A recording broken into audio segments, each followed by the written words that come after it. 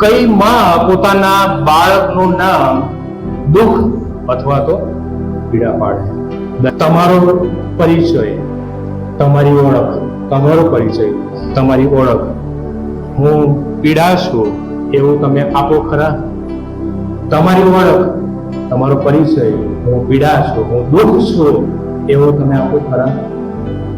તમારું લેબલ આજે કયું છે? તમારું લેબલ કયું છે? શું એ તમારું લેબલ એ હતાશા છે? શું એ તમારું લેબલ એ દુઃખ છે, પીડા છે? શું એ તમારું લેબલ એ વ્યસન છે? તમારું લેબલ કયું છે? આજે તમારો ભૂતકાળ હોઈ શકે, એ દુઃખ, હતાશા, એ વ્યસન અને અન્ય બાબતો એ તમારો ભૂતકાળ હોઈ શકે છે. તમારું ભવિષ્ય હોય તે જરૂરી નથી.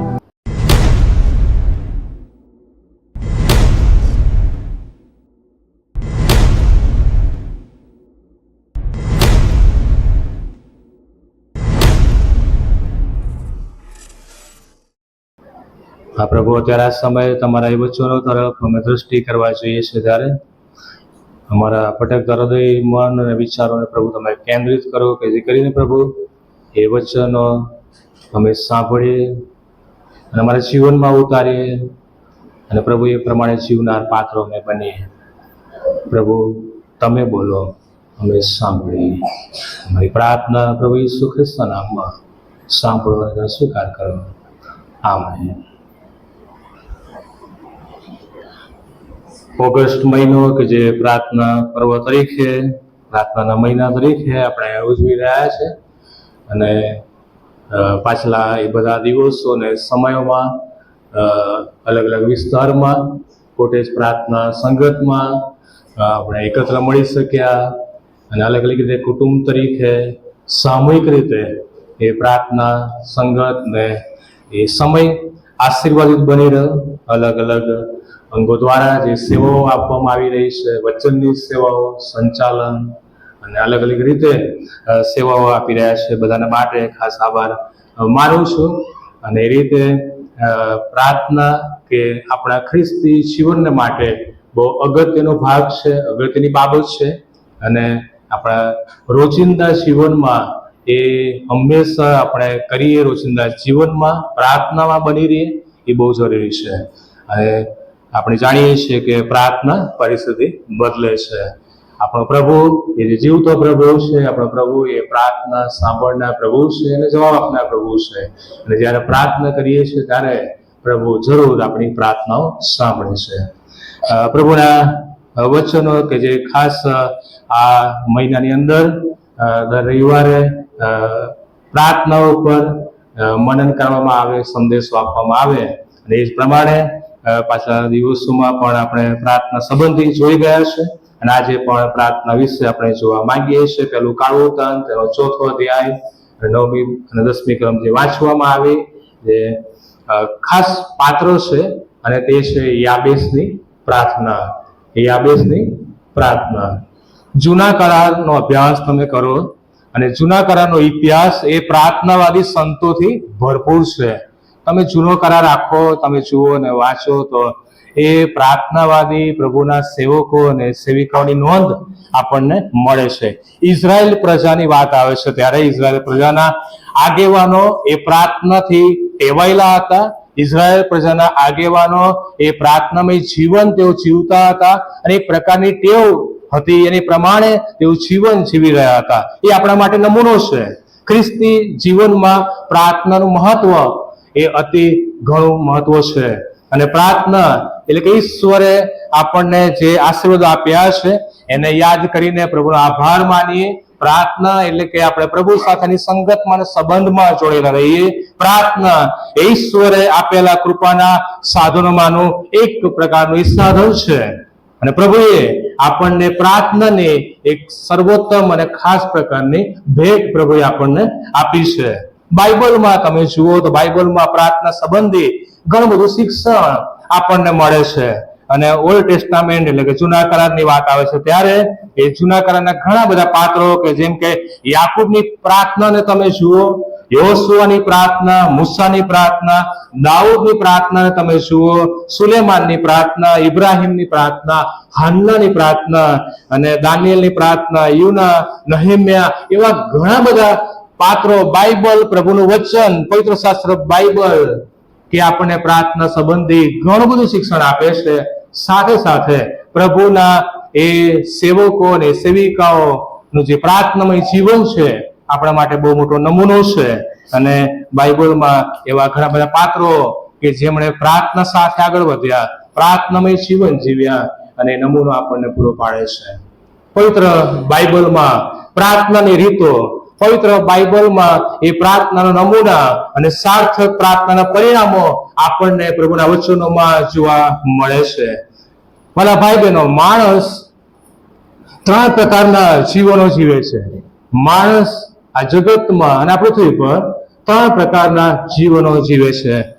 પ્રથમ પ્રકાર કે જે મનુષ્યનો એ ઉદ્દેશ હોય છે, એ પૃથ્વી પર આવે છે અને મરણ પામે છે. પ્રથમ ઉદ્દેશ એ પૃથ્વી પર જન્મ લે છે, પૃથ્વી પર આવે છે, જીવન જીવે છે અને મરણ પામે છે. બીજા પ્રકારનો કે જે ઉદ્દેશ મનુષ્યનો છે તે એ છે કે તે પૃથ્વી પર આવે છે, જીવન જીવે છે અને એનું જીવન એક ખાલી હોય છે. અને ત્રીજા પ્રકાર માણસ, મનુષ્ય જીવન જીવે છે કે જે પ્રભુને ઉદ્દેશ જીવન જીવે છે, પ્રભુની ઈચ્છા પ્રમાણે જીવન જીવે છે અને તે સફળ થાય છે. પેલો કાળુતા 4થો અધ્યાય 9મી અને 10મી કલમ. યાબેસ સફળ યાબેસ જીવનમાં એ સફળ રહ્યો એ આપણે જોઈએ છે. જૂના કરારનો એક એવો માણસ હતો કે જે બધાથી અલગ તરી આવતો હતો. જૂના કરારનો એક એવો માણસ કે જે બધાથી, આખી ભીડમાંથી, મોટા સમૂહમાંથી અલગ તરી આવે છે અને તે તો છે યાબેસ. બાઇબલમાં વંશાવળીઓ આપવામાં આવી છે ને, તમે જુઓ તો નામો, વંશાવળી, આ ફલાણા કુળના ને બહુ વંશાવળીઓ આપણને જોવા મળે છે. અને બાઇબલમાં વંશાવળીઓની સૌથી લાંબી યાદી જો તમારે જોવી હોય તો તે અહીંયા તમને જોવા મળશે. પવિત્ર શાસ્ત્ર બાઇબલ તમે તમારી સામે તમે ખુલ્લું રાખો, ત્યાં તમે જુઓ, ત્યાં તમને ખ્યાલ આવશે અને ત્યાં તમે જોઈ શકો છો કે કેટલી મોટી લાંબી વંશાવળી આપવામાં આવી છે. ઘણી વખત એ નામો વાંચવા પણ અઘરા લાગે, ઘણી વખત આપણને વાંચવાનું ના પણ ગમે, હે ને, કંટાળો આવે. એ ભાગ આવે ને એટલે કંટાળો આવે આપણને કે આ બધું છે શું. પણ અહીં આપણે જોઈએ છે પવિત્ર શાસ્ત્ર બાઇબલમાં વંશાવળીઓની સૌથી લાંબી યાદી કે જેમાં 500 થી વધારે નામો છે, 500 થી વધારે નામો છે. અને જેના મધ્યમાં એ આખી જે યાદી છે કે જેના મધ્યની અંદર એક એવું પાત્ર કે એના જીવન સંબંધી બહુ ટૂંકમાં એ ત્યાં માહિતી મૂકવામાં આવી છે અને તે છે યાબેસ વિશે. યાબેસનું કુટુંબ અને યાબેસ વિશે બહુ નાની માહિતી આપણને ત્યાં મળે છે. આ યાદીમાં આદમની વાત છે, જે વંશાવળી છે, એની અંદર નૂહની વાત આવે છે, ઇબ્રાહીમનું નામ છે, દાઉદ જેવા જાણીતા હસ્તી અને વ્યક્તિઓનો સમાવેશ એ કરવામાં આવ્યો છે. અને પછી અચાનક એ પેલો કાળુતાન, એ 4થો અધ્યાય 9મી કલમ, એ વંશાવળી ચાલુ છે, ત્યાં વચ્ચે 4થો અધ્યાય 9મી કલમમાં ક્યાંક થોડીક બ્રેક વાગે છે અને પાત્રો ત્યાં મૂકવામાં આવે છે અને થોડી માહિતી આપવામાં આવે છે. ખૂબ ઓછો જાણીતો વ્યક્તિ આ યાબેસ ત્યાં પ્રકાશિત થાય છે અને આ નાનું ચરિત્ર, જીવન ચરિત્ર યાદીમાં સામેલ કરવામાં આવ્યું છે કે જે આપણને જોવા મળે છે. ભલા ભાઈ બહેનો, યાબેસમાં એવું તે શું હતું કે તે અલગ તરી આવતો હતો? એના જીવનમાં એવું તે શું હતું કે જેની નોંધ ત્યાં યાદી આપતા ત્યાં વચ્ચે મૂકવામાં આવી છે એની માહિતી. એના જીવનમાં એવું તે શું હતું કે તે અલગ તરી આવતો હતો? શું તેનો જન્મ એ રાજવી કુટુંબમાં થયો હતો? શું તેનો જન્મ રાજવી કુટુંબમાં ત્યાં લખ્યું છે? ના, તેનો જન્મ એ રાજવી કુટુંબમાં થયો નથી. તેની પરિસ્થિતિ વિપરીત હતી. પરિસ્થિતિ પણ વિપરીત તેની હતી. યાબેસ એ યહૂદા વંશનો હતો. તેને જન્મ આપતા જ તેની માં પીડિત થઈ હતી અને માટે તેની માએ તેનું નામ યાબેસ પાડ્યું. એનો જન્મ થતા એની માં પીડિત થઈ, દુઃખી થઈ અને માટે તેનું નામ શું પાડ્યું? યાબેસ પાડવામાં આવ્યું. જેનો અર્થ શું થાય છે? દુઃખ અથવા તો પીડા થાય છે. ભલા ભાઈ બહેનો, કઈ માં પોતાના દીકરાનું નામ દુઃખ પાડે? કઈ માં પોતાના બાળકનું નામ એ દુઃખ અથવા તો પીડા પાડે? કોઈ આવું કરે? કોઈ નામ રાખે પોતાના બાળકનું? કોઈ આવું નામ પોતાના બાળકનું રાખે ખરા? 2001માં ધરતીકંપ આવ્યો. 2001માં એ ધરતીકંપમાં જેઓ જન્મ્યા તો શું એમાંના કેટલાય કે નામ એ માએ નામ ધરતીકંપ પાડ્યું હશે? કોવિડ 2 વર્ષનો ગાળો, એમાં કેટલાક બાળકોનો જન્મ થયો હોય અને એ માએ નામ કોવિડ પાડ્યું. કઈ માં પોતાના બાળકનું નામ દુઃખ અથવા તો પીડા પાડે? દરેક ના માતા પિતાની ઈચ્છા હોય ને મારી ઈચ્છા હોય, મારા બાળકનું નામ કેવું હોય? સારું હોય અને મારા બાળકનું નામ શ્રેષ્ઠ હોય. બધાથી કંઈક અલગ હોય ને. આપણે આપણા બાળકનું નામ બહુ વિચારીએ, બીજા કેટલાકને કહીએ કે ભાઈ નામ રાખવાનું છે તો વિચારજો, અને આપણે એ બહુ વિચારીને નામ રાખીએ છીએ.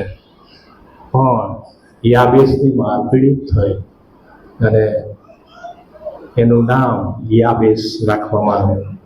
તમે કલ્પના કરો મિત્રો, દુઃખ પીડા જે નામ રાખવામાં, તમારો પરિચય, તમારી ઓળખ, તમારો પરિચય, તમારી ઓળખ, હું પીડા છું એવું તમે આપો ખરા?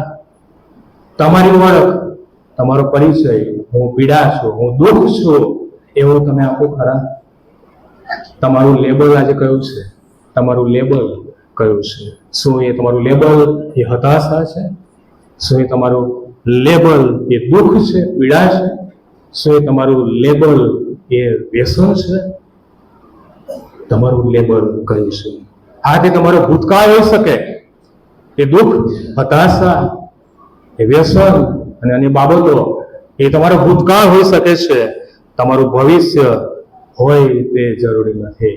તમારું ભવિષ્ય હોય તે જરૂરી નથી, કારણ કે આપણો પ્રભુ એ આપણા જીવનોને બદલનાર પ્રભુ છે અને જે તેની પાસે આવે છે એનું જીવન એ બદલાઈ જાય છે. એવા અનેક પાત્રો કે જે પ્રભુ ઈસુ ખ્રિસ્તની પાસે આવ્યા, એમના જીવનનું પરિવર્તન થયું. વાલા ભાઈ બહેનો, અહીંયા યાબેસની માએ એનું નામ એ યાબેસ, કે જેનો અર્થ દુઃખ ને પીડા થાય છે, એ રાખ્યું. તેના ભાઈઓ કરતા એની જે નોંધ મળે છે એમાં લખ્યું છે પ્રમાણે, તેના ભાઈઓ કરતા વધુ તે કેવો હતો? નામાંકિત હતો. આ તેનો અર્થ એવો નથી, એ ત્યાં લખ્યું છે કે તે નામાંકિત હતો, તેનો અર્થ એવો નથી કે તે સંપૂર્ણ હતો, બધી રીતે પરિપૂર્ણ હતો, પણ તેનો અર્થ એ છે કે તે પ્રાર્થનાવાદી હતો. તે પ્રાર્થનાવાદી હતો. યાબેસને તેની પ્રાર્થનાને કારણે યાદ કરવામાં આવે છે. એ વંશાવળીમાં એની નોંધ મળે છે. યાબેસને તેની પ્રાર્થનાને કારણે યાદ કરવામાં આવે છે. યાબેસે ઇઝરાયલના દેવને વિનંતી કરી, ઇઝરાયલના દેવને પ્રાર્થના કરી. એ યાદ રાખવાની વાત છે, ધ્યાન રાખવાની વાત છે. જૂનો કરાર છે, જૂના કરારમાં વારંવાર એ નામ આપવામાં આવ્યું છે. જૂના કરારમાં વારંવાર એ વચનમાં આપણને જોવા મળે છે કે ઇઝરાયલનો દેવ, ઇબ્રાહિમ, ઈસાક અને યાકૂબનો દેવ, પૂર્વજોનો દેવ, પરાક્રમી નામ આપવામાં આવ્યું છે. ઇઝરાયલ પ્રજાની સાથે રહેનાર, ઇઝરાયલ પ્રજાને દોરનાર, દિવસે મેઘસ્તંભ અને રાત્રે અગ્નિસ્તંભ દ્વારા એ ઇઝરાયલનો દેવ, એ ઇબ્રાહિમ, ઈસાક અને યાકૂબનો એ પરમેશ્વર કે જે પાણીના 2 ભાગ કરી નાખે છે, પર્વતમાંથી પાણી એ પૂરું પાડે છે, એ માનના પૂરું પાડે છે, શત્રુના હાથમાંથી એ છોડાવે છે, બચાવે છે. યરીકોના એ ભવ્ય કોટને પણ હલાવી નાખે છે અને તોડી પાડે છે. બાઇબલ એ પરમેશ્વરની ઓળખ આપે છે, પરમેશ્વરની ઓળખ આપે છે. બાઇબલ એ પરમેશ્વરને એ પ્રગટ કરે છે. અને યાબેસ એ જાણતો હતો, એ ઈઝરાયલના દેવને યાબેસ જાણતો હતો અને પ્રાર્થના કરે છે. ભલા ભાઈ બહેનો, યાબેસ એ કોઈ રાજા પાસે ગયો નહીં, યાબેસ કોઈ આગેવાનની પાસે ગયો નહીં, પરંતુ તે ઈશ્વરની પાસે જાય છે અને ઈશ્વરની આગળ એ નમી જાય છે અને પ્રાર્થના કરે છે, વિનંતી કરે છે. યાબેસની પ્રાર્થના એ ટૂંકી પ્રાર્થના છે, પણ પ્રભાવશાળી પ્રાર્થના છે. એની પ્રાર્થના એ પ્રભાવશાળી પ્રાર્થના છે. બહુ સરળ પ્રાર્થના છે, સાદી પ્રાર્થના છે. અને યાબેસે પ્રભુને પ્રાર્થના કરી, યાબેસે પ્રભુને પોકાર કર્યો, તેણે પરમેશ્વર તરફ જોયો, તેણે ઉપર તરફ જોયું, એટલે કે ઈશ્વર તરફ એને દ્રષ્ટિ ઊંચી કરી. ગીત શાસ્ત્ર 121મો અધ્યાય અને ગીતકાર કહે છે કે હું પર્વતો તરફ મારી આંખો ઊંચી કરું, મને ક્યાંથી સહાય મળે. એ શરૂઆત એ પ્રશ્નની થાય છે અને પછી એનો જવાબ ત્યાં મળે છે કે જે યહોવાએ આકાશ અને પૃથ્વી ઉત્પન્ન કર્યા છે તેની તરફથી મને સહાય મળે છે. જીવનમાં ઘણા બધા પ્રશ્નો હોઈ શકે, ભલા ભાઈ બહેનો, જીવનમાં ઘણા બધા પ્રશ્નો હોઈ શકે. કદાચ ભારે મુસીબતોનો સામનો કરવો પડે, કદાચ શારીરિક બીમારીનો સામનો કરવાની વાત આવે, કદાચ લગ્ન જીવનમાં એ ભંગાણ અથવા તો મુશ્કેલી આવી પડ્યું હોય, બાળકોના ભવિષ્યનો પ્રશ્ન સતાવતો હોઈ શકે, પરિવારમાં વિવિધ પ્રશ્નો હોઈ શકે, નોકરી અથવા તો જ્યાં કામ કરીએ છીએ કાર્ય સ્થળે એ કદાચ એ પ્રશ્નો હોઈ શકે, અથવા તો વિવિધ પ્રકારના પ્રશ્ન અને સંઘર્ષનો આપણે સામનો કરતા હોઈ શકીએ. આવા સમયે મદદ માટે આપણે ક્યાં જઈએ? આવી પરિસ્થિતિ ઊભી થાય ના આવે, આવા સમયે આપણે ક્યાં જઈએ? મદદ માટે ક્યાં જઈએ? ગીત કરતા કહે છે કે હું પર્વતો તરફ મારી આંખો, ઈશ્વર તરફ, ઉપર તરફ મારી આંખો ઊંચી કરી છે. કે જે આકાશ અને પૃથ્વીનું નિર્માણ કર્યું છે, સતત પ્રભુ એ આપણા ઉપર નજર રાખે છે, કે જેને આપણને બનાવ્યા છે, એ જુએ છે, આપણા ઉપર નજર રાખે છે, અને પ્રભુ આપણું રક્ષણ કરે છે, પ્રભુ આપણી સંભાળ રાખે છે. જો આપણે કોઈ પ્રકારે સંઘર્ષમાં છે અને સંઘર્ષ કરી રહ્યા છે એ ત્યાં બીજી રીતે, અને થોડોક સમય આપણે કાઢવાની જરૂર છે, થોડોક સમય આપણે કાઢવાની જરૂર છે, પ્રભુને પોકાર કરવાની જરૂર છે, પ્રભુને માટે થોડોક સમય કાઢવાની જરૂર છે, અને યાબેસની જેમ આપણે પ્રાર્થના કરવાની જરૂર છે. યાબેસ મુશ્કેલીના સમયે, જરૂરિયાતના સમયે એ પરમેશ્વરની પાસે, ઈશ્વરની પાસે ગયો. એ કોઈ રાજા પાસે નહીં, કોઈ આગેવાનની પાસે ગયો નહીં, પણ ઈશ્વરના ચરણોમાં નમી પડ્યો અને એણે પ્રાર્થના કરી. આપણે પણ ગમે તેવા સંજોગો અને પરિસ્થિતિ જીવનમાં આવે, ઈશ્વરની પાસે જઈએ, પ્રભુની આગળ નમી જઈએ, આપણી વિનંતી, આપણી અરજો એ પ્રભુની આગળ લઈ જઈએ, પ્રભુ એ જવાબ આપશે. ભલા ભાઈ બહેનો, આપણે દુઃખમાં અથવા તો મુશ્કેલીમાં હોઈએ, હતાશા અને નિરાશામાં આપણે હોઈએ, એવા સમયે આપણે પ્રાર્થના કરીએ. આપણા સંબંધોમાં જો તિરાડો છે, પ્રાર્થના કરીએ, પ્રભુ આપણને એમાં મદદ કરશે. નાણાકીય તકલીફમાં, ભીડભાડમાં આપણે છીએ, પ્રાર્થના કરીએ, એવા પૂરું પાડનાર પ્રભુ છે. શારીરિક બીમારી છે, આપણે પ્રભુની પાસે લઈ જઈએ, પ્રભુના હાથમાં ચણો મૂકીએ, પ્રાર્થના કરીએ, પ્રભુ એવો રાખવા સાજા ભાવ આપશે. દરેક બાબતને માટે ભલા ભાઈ બહેનો આપણે પ્રાર્થના કરતા રહીએ. યાબેસની પ્રાર્થનામાં 4 બાબતો આપણને જોવા મળે છે. પહેલી બાબત છે, પ્રભુ તમે મને આશીર્વાદ આપો. પ્રભુ તમે મને આશીર્વાદ આપો. 10મી કલમમાં લખ્યું છે પ્રમાણે કે તમે મને આશીર્વાદ આપો. યાબેસનું લક્ષ્ય ઈશ્વર તરફ હતું અને તેણે પ્રથમ ઈશ્વર તરફ દ્રષ્ટિ કરી. એની પ્રાથમિકતા એ તો પ્રભુ હતા, ઈશ્વર હતા, ઈઝરાયલનો દેવ એ હતો. આ યાબેસે વિશ્વાસથી પ્રભુ પાસે ગયા અને વિનંતી કરી અને રજૂઆત કરી, ઓ પ્રભુ તું મને આશીર્વાદ આપ, ઓ પ્રભુ તમે મને આશીર્વાદ આપો. ભલા ભાઈ બહેનો, અહીંયા આત્મિક આશીર્વાદની વાત કરવામાં આવી છે. આત્મિક આશીર્વાદ. ઓ પ્રભુ, તમે મને કૃપાથી ભરી દો. ઓ પ્રભુ, તમે મને તમારા સામર્થ્યથી ભરી દો. ઓ પ્રભુ, તમે મને આશીર્વાદ આપો, આશીર્વાદ આપો, આશીર્વાદ આપો. તેનામાં આત્મિક ભૂખ હતી. આત્મિક ભૂખ યાબેસના જીવનમાં આપણને જોવા મળે છે. ગીતશાસ્ત્રનું પુસ્તક 42મો અધ્યાય અને પહેલી ને બીજી કલમમાં લખ્યું છે પ્રમાણે કે જેમ પાણીના નાળાને સારું કરણ તલપે છે, તેમ હે દેવ તારે સારું મારો આત્મા તલપે છે. મારા ભાઈ બહેનો, દાઉદ આ ગીત લખ્યું. દાઉદનું હૃદય એ દેવને, પરમેશ્વરને ઝંખનારું હૃદય હતું.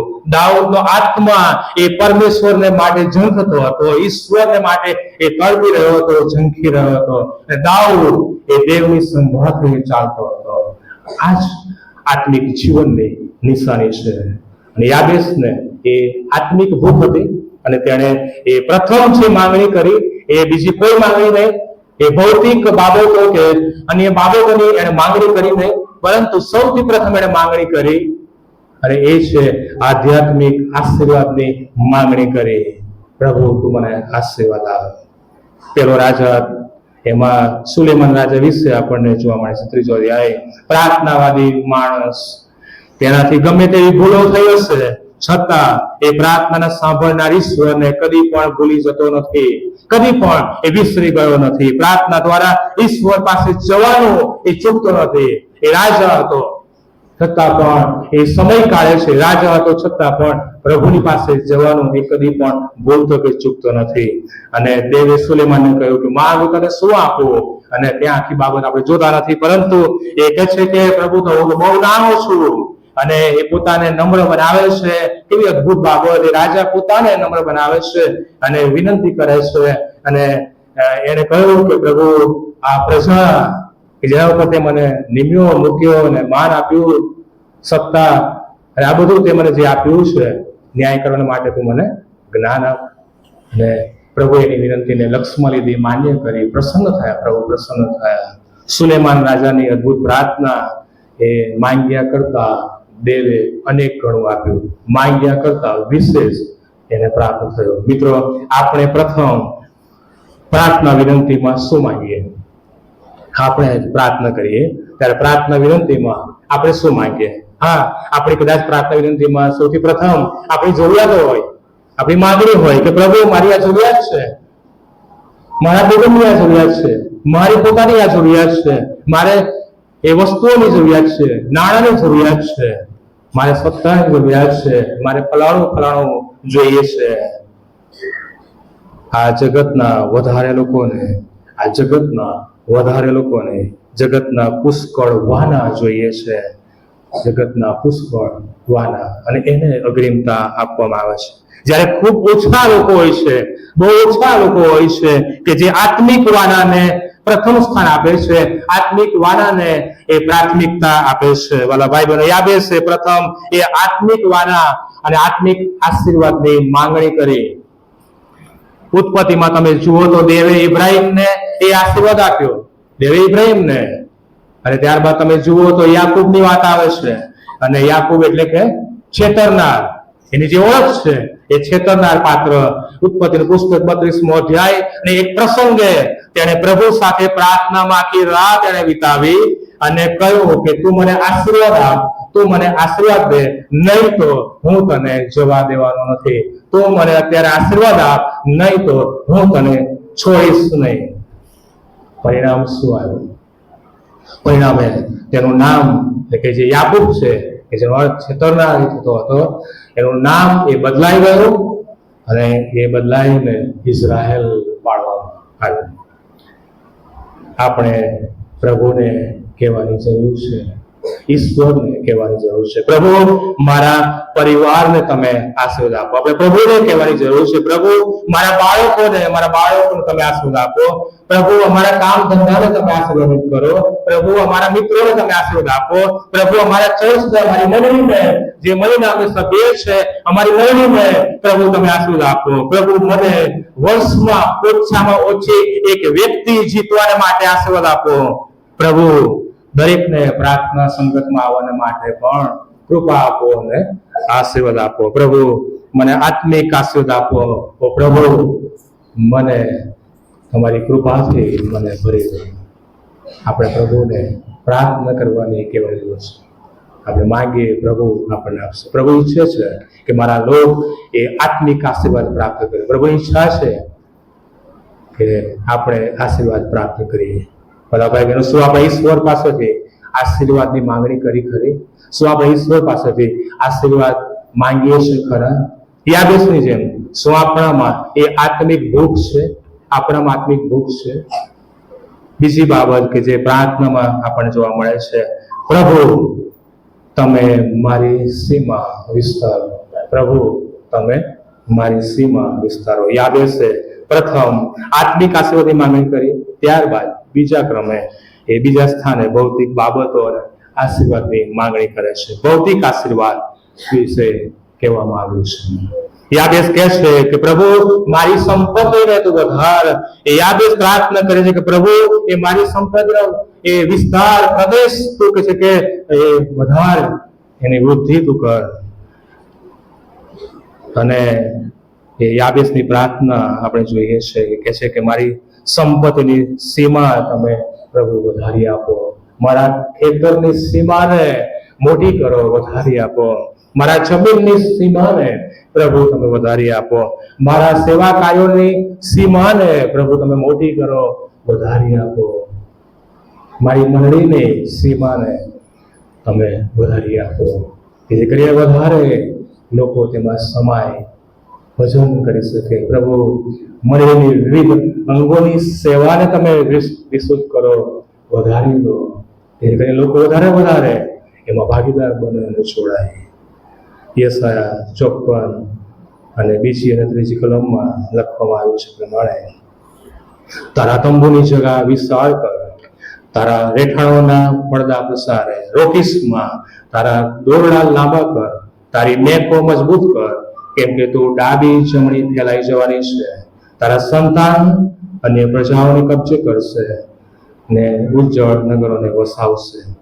અહીંયા જે કહેવામાં આવ્યું છે, યરૂશાલેમ નગરીને સ્ત્રીની સાથે સરખામણી કરવામાં આવી છે. બંદીવાસ, કારાવાસ, બંદીવાસ દરમિયાન બધું જ જતું રહ્યું હતું, બધું જ છીનવાઈ ગયું હતું, અને હવે પ્રભુ તેના લોકોને ફરી એ વસાવવા માંગે છે અને પ્રભુ તેના લોકોને ફરી આશીર્વાદ એ આપવા માંગે છે. વાલા ભાઈ બહેનો, આપણે પ્રભુના આજ્ઞા પાલનમાં રહેવાની જરૂર છે. પ્રભુની ઈચ્છા અને આજ્ઞા પાલનમાં આપણે રહીએ, જીવીએ અને વર્તીએ. પ્રભુની ઈચ્છા પ્રમાણે આપણે જીવીએ અને પ્રાર્થના કરીએ. પ્રભુ ઈચ્છા પ્રમાણે આપણે માંગીએ અને પ્રાર્થના કરીએ, ત્યારે પ્રભુ આપણી પ્રાર્થના સાંભળે છે અને તેનો જવાબ એ પ્રભુ આપે છે. એક વખતે પ્રાર્થના મીટિંગમાં એ ઉદાહરણ મેં આપ્યું હતું. ચાર્લ્સ સ્પર્જન વિશે મેં કહ્યું હતું. ચાર્લ્સ સ્પર્જન એક જગ્યાએ જાહેર સભાને સંબોધી રહ્યા હતા અને એમને નાણાંની જરૂરિયાત હતી, પૈસાની જરૂર હતી. એટલા માટે કે જે અનાથ આશ્રમ તેઓ ચલાવી રહ્યા હતા અને એ બાળકોને માટે એ જરૂરિયાત એમને ઊભી થઈ અને એ મીટિંગ તેઓ ચલાવી પૂરી કરીને પાછા તેઓ આવ્યા અને એમને પૈસા પણ મળી ગયા. જે જરૂરિયાત હતી પ્રભુએ એ નાણાં અને પૈસા એમને પૂરા પાડ્યા.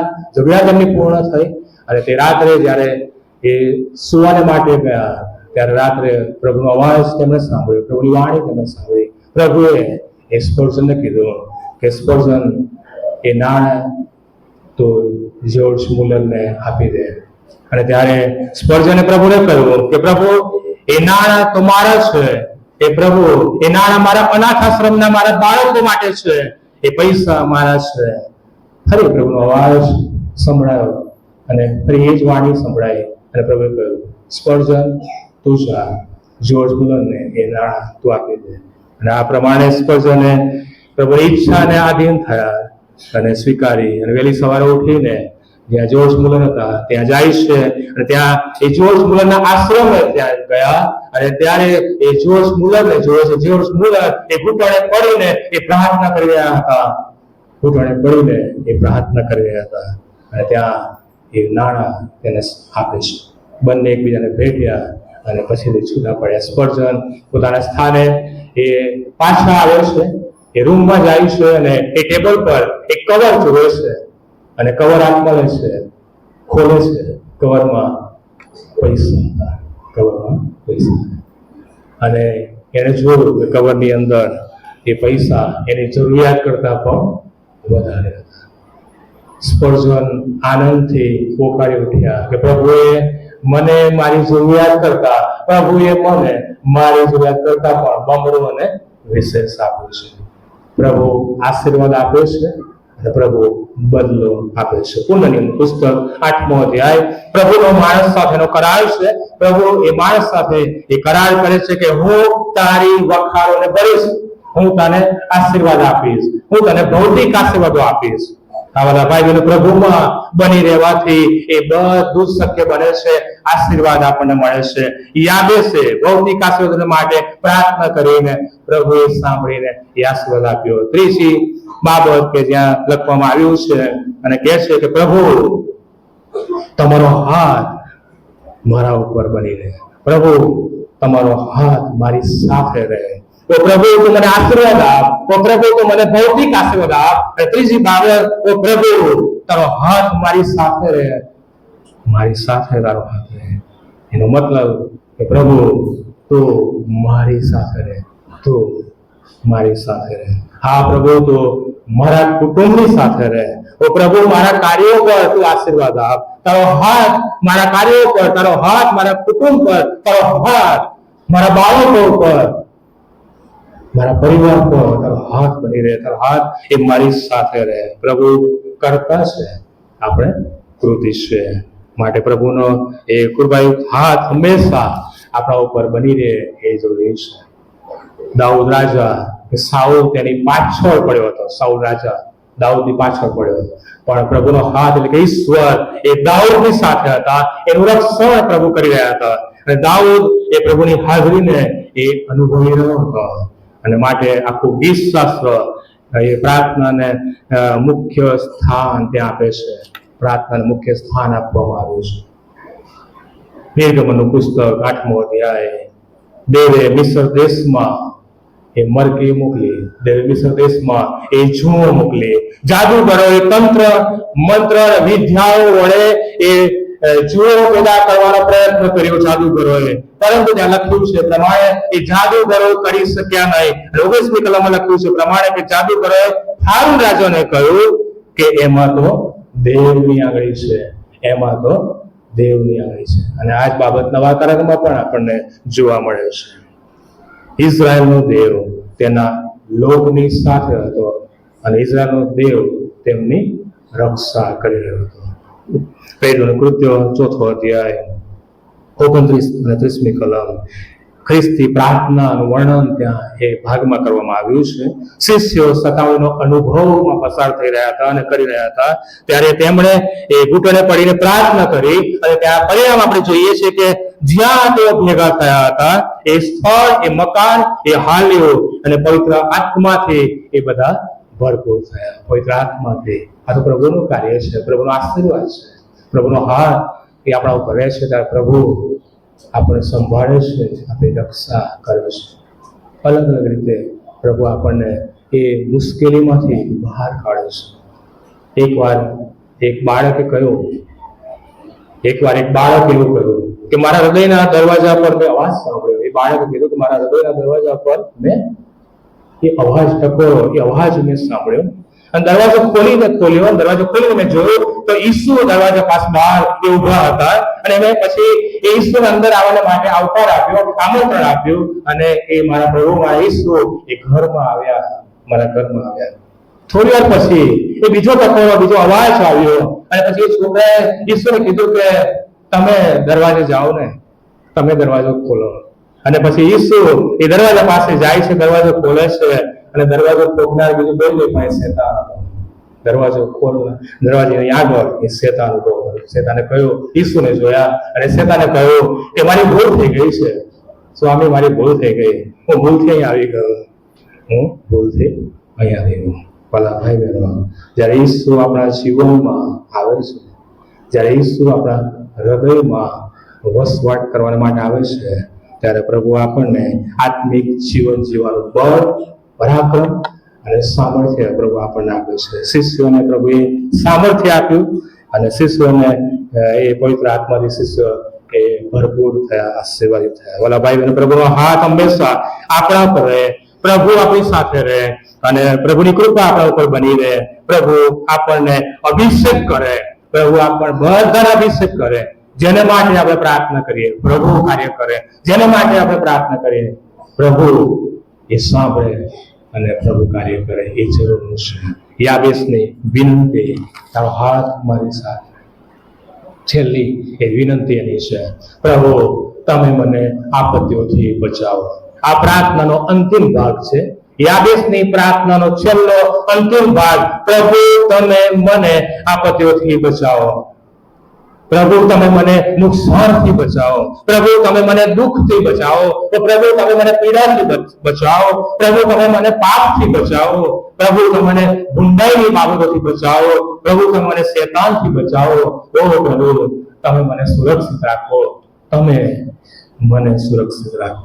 યાબેસની પ્રાર્થનાની જેમ પ્રભુ ઈસુ ખ્રિસ્તની પણ પ્રાર્થના માથેની સુવાર્તા 6 અધ્યાય, પ્રભુ એની પ્રાર્થનામાં આપણે જોઈએ છીએ કે અમને પરીક્ષણથી બચાવો, અમને ભૂંડાઈથી, દુષ્ટતાથી બચાવો. યાબેસ પ્રાર્થના કરે છે કે તું મને પ્રભુ શૈતાન અને ભૂંડાઈ રૂપી બાબતોથી બચાવજે અને મારું રક્ષણ કરજે. જીવનમાં આવનાર દરેક સંકટ અને પરીક્ષણથી પ્રભુ તમારું રક્ષણ કરજે. અને તેણે પ્રાર્થના કરી રક્ષણને માટે અને પ્રભુએ તેની પ્રાર્થના સાંભળી. યાબેસે બીજા કોઈ દેવને વિનંતી કરી નથી, બીજા કોઈ દેવ પાસે ગયો નથી, બીજા કોઈ દેવને એ અરજ કરી નથી, પરંતુ તેણે ઇઝરાયલના દેવને વિનંતી કરી, પ્રાર્થના કરી. એ પ્રભુના સેવકે આ પ્રમાણે કહ્યું છે કે જ્યારે આપણે ગીતો ગાઈએ છીએ, ત્યારે શેતાન હસતો હોય છે. જ્યારે આપણે પ્રભુનું આ વચન આપણે વાંચીએ છીએ ત્યારે પણ શેતાન હસતો હોય છે. પરંતુ જે ક્ષણે આપણે ઘૂંટણે પડીને પ્રાર્થના કરવાનું શરૂ કરીએ છીએ, જે ક્ષણે આપણે ઘૂંટણે પડીએ છીએ અને પ્રાર્થના કરીએ છીએ, ત્યારે શેતાન એ ધ્રુજવા લાગે છે. શેતાન ત્યાં ટકી શકતો નથી. શેતાન ધ્રુજવા લાગે છે અને એ ઊંધા પગે ત્યાંથી ભાગવા લાગે છે. એનું કારણ છે, તેને ખાતરી થાય છે કે હવે મારા કરતા પણ મોટું સામર્થ્ય અહીં પ્રગટ થઈ ચૂક્યું છે. મારા કરતા પણ મોટું પરાક્રમ અને સામર્થ્ય એ પ્રગટ થઈ રહ્યું છે. વાલા ભાઈ બહેનો, પ્રાર્થના ખ્રિસ્તી વ્યક્તિના જીવનમાં નવું પરાક્રમ અને સામર્થ્ય એ પૂરું પાડે છે. નિર્ગમન 12 લખવામાં આવ્યું છે પ્રમાણે કે હળવાનું રખ ઘરના દરવાજે છાંટો. હળવાનું રખ તમારા ઘરના દરવાજે છાંટજો. મરકી આવશે નહીં, મરણ આવશે નહીં, કોઈ વિનાશક રોગ એ પ્રવેશ કરશે નહીં, શેતાન આવશે નહીં, પ્રવેશ કરશે નહીં. મિત્રો, ઈસુનું પવિત્ર લોહી કે જે આપણું રક્ષણ કરે છે, એને આપણા જીવન પર, આપણા હૃદય પર આપણે છાંટવાની જરૂર છે. આપણા ઘર પર વિનાશથી, દરેક બાબત પ્રભુ બચાવશે, આપણું રક્ષણ કરશે. મત્તી 7 લખ્યું છે, માગો તો તમને આપવામાં આવશે, માગો તો તમને મળશે. યાબેસની પ્રાર્થના દેવે સાંભળી. એને જે માંગ્યું તે લખ્યું છે પ્રમાણે કે તેણે જે પણ માંગ્યું દેવે બધું તેને આપ્યું. અયુબે પ્રાર્થના કરી એના મિત્રોને માટે. પ્રભુએ પ્રાર્થના સાંભળી. પ્રભુએ એની પાસે જે પણ હતું એનાથી બમણું અને વધારે પ્રભુએ તેને આશીર્વાદ આપ્યો. સ્વાર્થી પ્રાર્થના નહીં, પણ ખરા દિલથી, હૃદયથી એ કરેલી પ્રાર્થના પ્રભુ માન્ય કરે છે અને એ જરૂરી છે. મિત્રો, કસોટીઓ એ વિજયના દ્વાર ખોલે છે, અને પ્રતિકૂળતા એ પ્રગતિનું દ્વાર ખોલે છે, અને અગવડતા એ આશીર્વાદનો દરવાજો અને દ્વાર એ ખુલ્લા કરે છે. જ્યારે ઇઝરાયેલ પ્રજા અરણ્યમાં હતી અને પસાર થઈ રહી હતી તેવા સમયે, અને એ સ્થળે જ્યારે ત્યાં આવી પહોંચ્યા અને ત્યાં તેમને કડવું પાણી મળ્યું અને પાછળથી પ્રભુએ એ કાર્ય કર્યું અને પાણી એ મીઠા થઈ ગયા. મિત્રો, યાબેસે પણ જે પણ માંગ્યું એ બધું જ એ દેવે તેને આપ્યું, મેળવ્યો, અને યાબેસે પ્રાર્થના દ્વારા એ વિજય અને ફતેહ પ્રાપ્ત કરી. સફળતા એ ત્યારે જ મળે છે કે જ્યારે આપણે પ્રભુની આગળ નમી જઈએ છીએ. યાબેસ જીવનમાં સફળ રહ્યો, યાબેસ જીવનમાં એ સફળ રહ્યો, યાબેસ હકારાત્મક અભિગમ સાથે એ આગળ વધ્યો. તેણે જે માંગ્યું બધું જ એને પ્રાપ્ત થયું. કેટલો મોટો આશીર્વાદ! ભલા ભાઈ બહેનો, શું તમે યાબેસની જેમ જીવનમાં સફળ થવા માંગો છો? શું તમે યાબેસની જેમ જીવનમાં સફળ થવા માંગો છો? જીવનમાં સફળ થવું છે, ઈસુને પગલે ચાલવું પડશે અને પ્રભુને આધીન જીવન જીવવું પડશે. પ્રભુની ઈચ્છા પ્રમાણેનું જીવન જીવવું પડશે. તમે કોને પગલે ચાલશો? યાબેસ ઇઝરાયલના દેવને પગલે ચાલ્યો, વિનંતી કરી, એને જે માંગ્યું તે મળ્યું. તમે કોને પગલે ચાલવા માંગો છો? યહોશુઆ કહે છે, હું અને મારા ઘરના તો યહોવાની સેવા કરીશું. આપણે કોની ભક્તિ, કોની સેવા, કોની આરાધના કરવા માંગીએ છીએ? શું આપણું યાબેસના જેવું પ્રાર્થનામય જીવન છે ખરું? આપણી પ્રાર્થના કેવી છે વિચારીએ. પ્રાર્થના કરવાને માટે આપણે દરેકને પ્રભુ હૃદય અને મન આપે પ્રાર્થના જોડે પ્રાર્થના કરી. પ્રભુ, અમે આ વચન માટે આભાર માનીએ છીએ. પ્રભુ, અમારા વચનોમાં જે પ્રાર્થના સંબંધી શિક્ષણ મળે છે અને તમે શિક્ષણ અમને પૂરું પાડ્યું, વિશેષ કરીને યાબેસના જીવન સંબંધી અમે શીખી શક્યા છીએ. એણે વિનંતી કરી, જે કંઈ માંગ્યું પ્રભુ તમે આપ્યું. આજે પ્રભુ અમે પણ યાબેસની જેમ પ્રાર્થના કરનારા બનીએ. હૃદય અને મન પ્રભુ તમે આપો, અમારા વિશ્વાસને તમે વધારો અને પ્રભુ તમે અમને આશીર્વાદ આપો. પ્રાર્થના પ્રભુ ઈસુ ખ્રિસ્તના નામમાં. આમેન.